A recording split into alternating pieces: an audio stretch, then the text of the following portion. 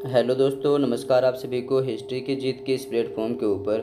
आज की क्लास उन सभी विद्यार्थी के लिए महत्वपूर्ण है जो एमए हिस्ट्री डिपार्टमेंट से कर रहे हैं और अभी सेमेस्टर 2 में हैं। ये आपका पेपर 1 का क्लास है आपका, जो कि आपके एग्ज़ाम में 3 प्रकार से क्वेश्चन को फ्रेम की जाती है। कुछ 1 मार्क्स की होती है, तो कुछ 5 मार्क्स की और कुछ 15 मार्क्स की।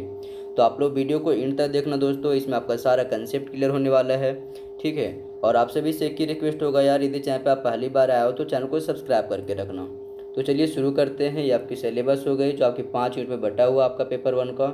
क्वेश्चन आपका आज के डिस्कशन है हमारा 1 मार्क्स के क्वेश्चन के ऊपर, कि 1 मार्क्स के क्वेश्चन किस प्रकार से आपके एग्जाम में पूछा जा सकता है।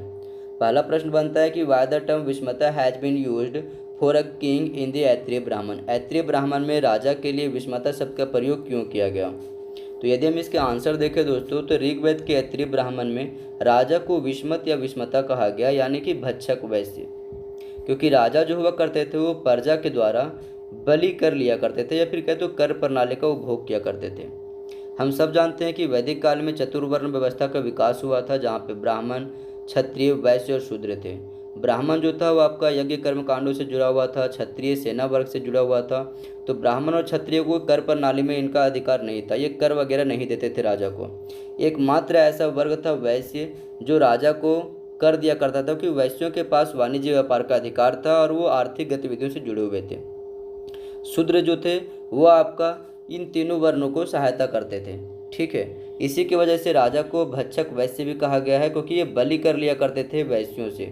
ठीक है। बलि कर में क्या होता था, तो अनाज और गायों को कर के रूप में दिया किया जाता था राजा को। ठीक है। तो ये आपका पहला क्वेश्चन का आंसर हो गया। दूसरा क्वेश्चन आपका बना है यहाँ पे कि what was the use of the great bath found in Mohenjodaro. Mohenjodaro में जो आपका महास्नानागार मिला है उसका उपयोग किस काम के लिए होता था।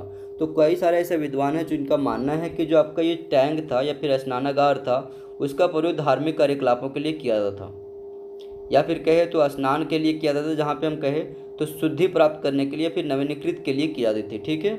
तो ये बात को आप लोग याद रखना। तीसरा क्वेश्चन आपके एग्जाम में पूछी जा सकती है कि सैंधव सभ्यता किस प्रकार का समाज था। तो बेसिकली सैंधव सभ्यता की बात करें तो ये मातृसत्तात्मक समाज था। ठीक है। इतिहासकारों के अनुसार समाज 4 वर्णों में विभक्त था, जिसमें आपका विद्वान, योद्धा, श्रमिक और व्यापारी वर्ग शामिल थे। ये लोग शाकाहार और मांसाहार दोनों प्रकार के थे। ठीक है। और ये ऊनी व सूती दोनों प्रकार के वस्त्रों को धारण करते थे। तो ये आपका हो गया सैंधव सभ्यता के समाज के बारे में। ठीक है। चौथा क्वेश्चन आपसे पूछा गया उसके बाद आपका क्या, कि मौर्य काल में वार्ता किन्हें कहा गया। तो मौर्य कालीन अर्थव्यवस्था में कृषि, पशुपालन और वाणिज्य को एक साथ वार्ता कहा गया है। ध्यान से समझना, किसको किसको कहा गया आपका, तो आपका कृषि, पशुपालन और वाणिज्य, इन तीनों को मिलाकर के एक शब्द में वार्ता का नाम दिया गया है। ठीक है। राज्य की भूमि पर राजा का स्वामित्व होता था, और इस उल्लेख जो इसका उल्लेख है ना कि वार्ता शब्द का, वो मेगास्थनी के इंडिका, अस्ट्रोगो और एरियन के भी कई सारे पुस्तक लिखे हैं, उनमें भी दिया गया है बात को। ठीक है। अगला क्वेश्चन आपका बनता है क्वेश्चन नंबर 5 की which classes of philosophers have been mention by Megasthenes. Megasthenes के द्वारा किस प्रकार के दार्शनिकों का उल्लेख किया गया। तो मेगास्थनी के अनुसार मौर्य काल में 7 प्रकार के जातियां यानी कि दार्शनिक थे। इसमें आपका ब्राह्मण थे, कुछ किसान थे, सैनिक थे, चरवाहे थे, शिल्पकार, मजिस्ट्रेट और सैनिकों का संकेत मिलता है। ठीक है। अगला क्वेश्चन आपसे पूछा जा सकता है एग्जाम में कि 13वें शिलालेख जो अशोक के द्वारा बनाया गया था या फिर खुदवाया गया था, उसमें धर्म परिवर्तन का संबंध किस घटना से है। तो अशोक के 13वें शिलालेख में कलिंग युद्ध का विशुद्ध वर्णन किया गया है। ठीक है। इसी का वर्णन विशेषता यहाँ पे किया गया है, जहाँ पे हम सब देखते हैं कि ये 263 ईसा पूर्व में अशोक ने बौद्ध धर्म अपना लिया था। ठीक है। और बौद्ध भिक्षु मोगलीपुत्तिस उनके गुरु बन गए, और अशोक के शासनकाल में ही मोगलीपुत्तिस की अध्यक्षता में पाटलिपुत्र में बौद्ध धर्म का तीसरा संगति का आयोजन किया गया था। ठीक है। क्वेश्चन नंबर 7 आप सभी के लिए बनता है कि क्या गुप्त काल में वर्णाश्रम धर्म का पालन पूर्ववर्त कड़ाई से किया था।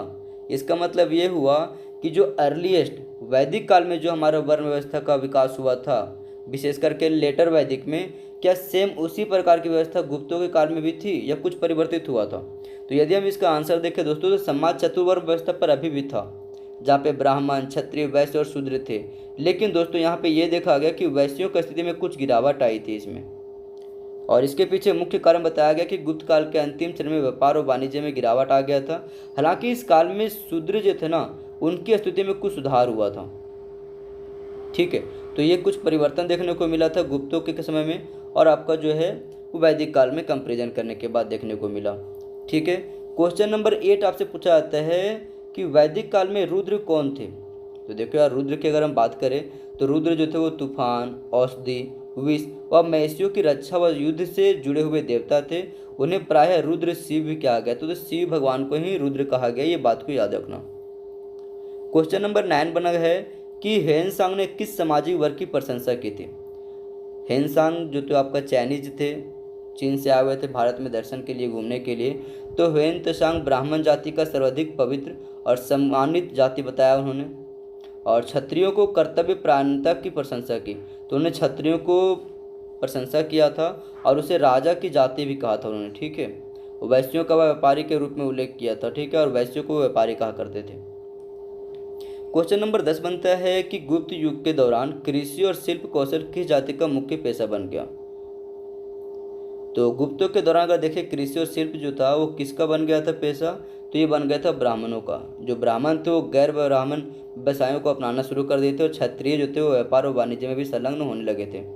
ठीक है, क्वेश्चन नंबर 11 बनता है आपका कि शिव का अर्थ क्या है। यदि हम बात करें कि शिव का क्या अर्थ है, तो शिव संस्कृत भाषा का शब्द है जिसका अर्थ है कल्याणकारी या शुभकारी। यजुर्वेद में शिव को शांतिदाता भी बताया गया, ये बात को याद रखना आप लोग। ठीक है, क्वेश्चन नंबर 12 बनता है आपका कि पुरुष सूक्त किस वेद से संबंधित है। तो देखो यार, पुरुष सूक्त की बात करें तो ऋग्वेद संहिता के 10वें मंडल से जुड़ा हुआ, तो ये बात को आप लोग याद रखना।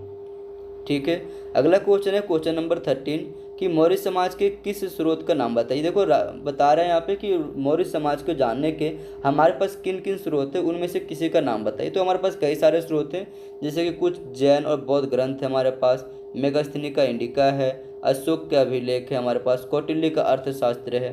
तो ऐसे कई सारे ग्रंथ हैं। ठीक है, क्वेश्चन नंबर 14 है कि यजुर्वेद में शिव को क्या कहा गया है।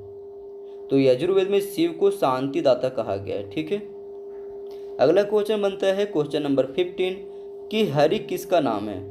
तो सामान्यतः हरि को विष्णु का पर्याय माना गया है, जिसका अर्थ होता है जो पापों को हर ले, तो विष्णु का ही है पर्याय। ठीक है, अगला क्वेश्चन है क्वेश्चन नंबर 16 जो बताया कि नारायण का अर्थ क्या है। तो नारायण की अगर बात करें तो नारायण का मतलब होता है जल, अर्थात जो परमात्मा ऊपर सत्यलोक से आकर वो जल पर प्रकट होते हो, उसे हम नारायण कहते हैं। ठीक है, क्वेश्चन नंबर 18 है 17 यहाँ पे सॉरी क्वेश्चन नंबर 17 है कि वर्धमान महावीर कौन थे। Who was Vardhaman Mahavir. तो महावीर जो थे वो जैन धर्म के संस्थापक थे। ये 24वें तीर्थंकर या फिर कहे तो अंतिम तीर्थंकर थे, जिनका जन्म जो था वो 599 ईसा पूर्व में हुआ था। ये भारत के बिहार के वैशाली जिले के एक गांव था कुंडलपुर, वहीं पे इनका जन्म हुआ था। ठीक है, क्वेश्चन नंबर 18 है आपका कि जैन धर्म के दो प्रमुख संप्रदाय कौन है। तो जैन धर्म के दो प्रमुख संप्रदाय, पहला आपका श्वेतांबर आता है जो सफ़ेद वस्त्र धारण करते थे, और दूसरा आता है आपका दिगंबर जो नग्न व्यवस्था में रहते थे। ठीक है, क्वेश्चन नंबर 19 पूछी जाती है कि महात्मा बुद्ध के बचपन का नाम क्या था। तो गौतम बुद्ध के बचपन का नाम सिद्धार्थ था।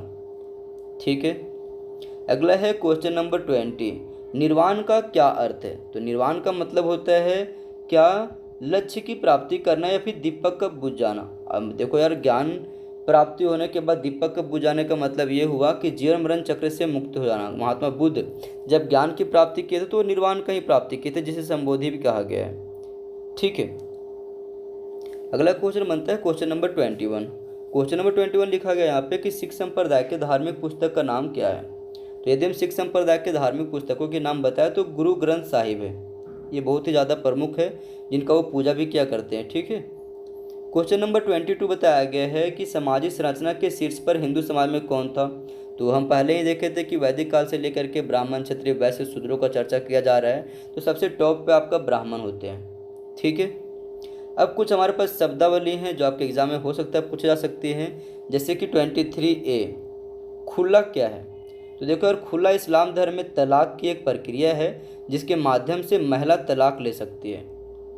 ठीक है, दूसरा क्वेश्चन है आपका तलाक ए तफवीज।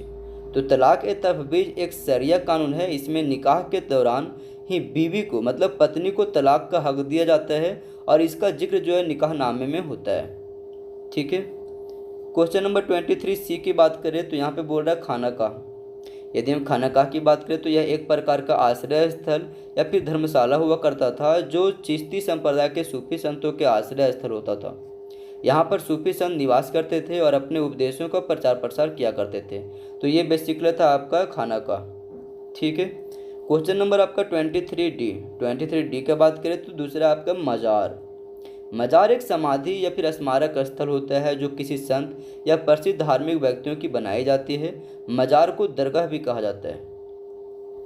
ठीक है, 23E में बात करें तो आपका है मकबरा। तो यह इमारत किसी को दफनाने के बाद उसके ऊपर बनाई जाती है और यह स्मारक स्वरूप होती है और ऐसा प्रथा मुस्लिम और ईसाइयों में प्रचलित है। ठीक है, अगला आपका है 23G आपका यहाँ पे बोल रहा है गोष्ठी के बारे में। ठीक है, यदि हम गोष्ठी के बारे में बात करें तो गोष्ठी के हिंदी अर्थ है औपचारिक रूप से होने वाली बैठक। ठीक है, तो जैसा में हम देखते हैं बैठक में क्या होता है, तो सामाजिक क्रांति या फिर सांस्कृतिक कार्यों के ऊपर विचार विमर्श किया जाता है, उसे हम गोष्ठी कहते हैं या फिर मंडल कहते हैं। ठीक है, अगला है आपका 23H में आपका स्वयंवर प्रथा। तो स्वयंवर प्राचीन काल से प्रचलित एक हिंदू परंपरा है जिसमें कन्या स्वयं अपना वर को चुना करती थी और उसका विवाह उनके साथ हुआ करता था। तो ये था आपका स्वयंवर प्रथा। ठीक है, अगला है आपका देव विवाह। देखो यदि हम देव विवाह की बात करें तो कन्या का जो पिता हुआ करते थे वो अपनी पुत्री को दान स्वरूप में किसी पुरोहित व पंडित को दान कर दिया करते थे, उसको हम लोग देव विवाह कहते हैं। ठीक है, अगला है आपका 23J में आपका क्या है, मध्य काव्य कालीन ग्रंथ। तो देखो यार, महाकाव्य काल से तात्पर्य है या फिर कहे तो आपका मध्य काव्य कालीन ग्रंथ से मतलब है आपका रामायण और महाभारत की। महाकाव्य काल से तात्पर्य किसका है, तो रामायण और महाभारत की, क्योंकि ये उसी समय को इंगित करता है। महाभारत या फिर कहे महाकाव्य कालीन काल में रामायण और महाभारत ग्रंथों का रचना हुआ था। ठीक है, तो ये बात को आप लोग याद रखना। क्वेश्चन नंबर 24 पूछा गया आपका कि ब्रह्म समाज की स्थापना कब और किसके द्वारा किया गया। तो राजा राम मोहन राय ने 1828 में कलकत्ता में ब्रह्म सभा, जिसे बाद में ब्रह्म समाज भी कहा गया, उसकी स्थापना किए थे। ठीक है, ये एक समाज सुधार आंदोलन भी था आपका राजा राम मोहन राय का। ठीक है, अगला है क्वेश्चन नंबर 25, सत्यार्थ प्रकाश के लेखक कौन है। वन लाइनर क्वेश्चन है, इसका आंसर होगा दयाराम साहनी। ठीक है, आत्मीय सभा के संस्थापक कौन थे। तो आत्मीय सभा के संस्थापक थे आपका राजा राम मोहन राय, जिन्होंने 1814 ईस्वी में इसकी स्थापना किए थे। ब्रह्म समाज के 3 सामाजिक सुधार को लिखे। यदि हम इसकी बात करें तो सबसे पहले तो व्यक्तिगत सुधार, जहाँ पे आपका देखते हैं राजा राम मोहन राय जो थे वो मॉडर्न जो आपका जो पश्चिमी विचारधारा यहाँ पे ला रहे थे, वो बोल रहे थे आप लोग भी पीछे, मतलब कि पश्चिम वाले जो आपका सभ्यता है, यूरोपियन सभ्यता, उसको सीखिए, उससे कुछ सीखिए, जागरूक होइए। तो व्यक्तिगत शुद्धता के ऊपर विकास की बात करते हैं। मूर्ति पूजा का विरोध करते हैं राजा राम मोहन राय। और तीसरा आपका सती प्रथा के ऊपर बल देते हैं। तो ये 3 प्रमुख था आपका ब्रह्म समाज के समाज सुधार। अगला है आपका थियोसॉफिकल सोसाइटी की स्थापना कब और कहाँ हुई। तो मैडम HP ब्लावस्टिस्की और कर्नल MS अलकाट के द्वारा 1875 ईस्वी में अमेरिका में थियोसॉफिकल सोसाइटी की स्थापना हुई थी, लेकिन बाद में 1882 ईस्वी में इसका जो मुख्यालय था वो आपको मद्रास में ट्रांसफ़र कर दिया जाता है। ठीक है, क्वेश्चन नंबर 29 पूछता है कि थियोसॉफिकल सोसाइटी का अंतर्राष्ट्रीय मुख्यालय कहाँ था। तो आपका मद्रास था, क्योंकि ये अमेरिका में स्थापित हुई, तो इसका हेडक्वार्टर बाद में बनाया गया था मद्रास को। ठीक है, अंतिम क्वेश्चन आज का दोस्तों कि आपका अलीगढ़ आंदोलन के प्रवर्तक कौन थे। तो इस आंदोलन के प्रमुख प्रवर्तक थे सर सैयद अहमद खान। ठीक है, इस प्रकार से दोस्तों आज की आपका मोस्ट इंपोर्टेंट क्लास समाप्त होती है। आपके एग्जाम में डायरेक्टली यहाँ से क्वेश्चन बनेंगे दोस्तों, एक मार्क्स के जो क्वेश्चन है आपके सिलेबस के अकॉर्डिंग यहाँ पे हमने सारे चीज़ डिस्कशन किया हुआ है। और हाँ, आप सभी से रिक्वेस्ट होगा दोस्तों, यदि वीडियो आप लोग को इन तक अच्छी लगती है तो चैनल को सब्सक्राइब करके रखना। और इसी प्लेटफॉर्म के ऊपर आप चाहे किसी भी एग्ज़ाम की तैयारी कर रहे हो, SSC, बैंकिंग, रेलवे समेत अन्य एग्जामों का यहाँ पे तैयारी करवाया जाता है, जिसकी क्लास आपका 18 जून से शुरू हो रही है। ठीक है, तो आप आइए शुरुआत करेंगे हम लोग इतिहास का, जहाँ पे आपका इतिहास का जो डर है उसको ख़त्म करने वाले दोस्तों। और यहाँ से आपको कंपटीशन लेवल का सारा कुछ तैयारी करवाने वाले हैं हम। ठीक है, तो चैनल को सब्सक्राइब करके रखना। अगले वीडियो में फिर से मिलेंगे। 5 मार्क्स और 15 मार्क्स के क्वेश्चन के ऊपर हम लोग डिस्कशन करेंगे दोस्तों। आज के लिए इतना ही, तब तक के लिए थैंक यू।